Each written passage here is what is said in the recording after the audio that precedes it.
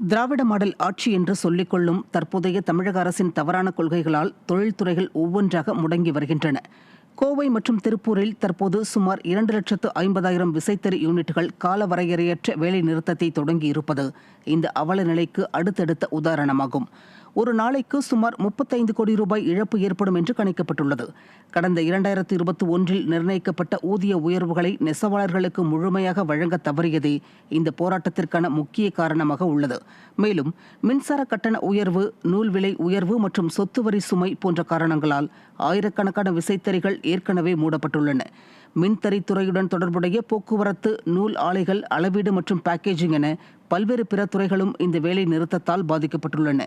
தொழிலாளர்களின் வாழ்வாதாரத்தை பாதுகாக்க வேண்டிய அரசே இன்று தொழிலாளர்களின் எதிர்ப்புக்கு காரணமாகியுள்ளதென குற்றச்சாட்டு எழுந்துள்ளது.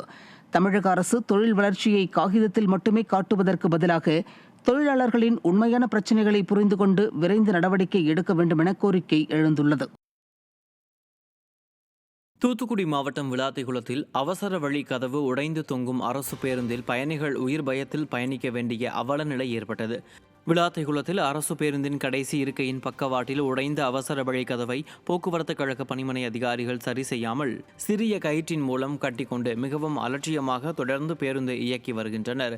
திறனற்ற திமுக அரசு 2024-25 பட்ஜெட்டில் போக்குவரத்துக்கு என ஒதுக்கப்பட்ட 9,787 கோடியை பேருந்துகளை பராமரிக்க பயன்படுத்தியிருந்தால் இவ்வளவு அவலட்சணங்கள் நிகழ்ந்திருக்காதே என கேள்வி எழுப்பியுள்ளனர். பெரும்பாலான பேருந்துகள் தகர டப்பாக்களாகவே இருக்கும் நிலையில் இந்த ஆண்டும் 12 கோடிகளை ஒதுக்கியிருப்பது போக்குவரத்து துறைக்கு ஒதுக்கும் பணம் எங்கே செல்கிறது என கேள்வி எழுந்துள்ளது.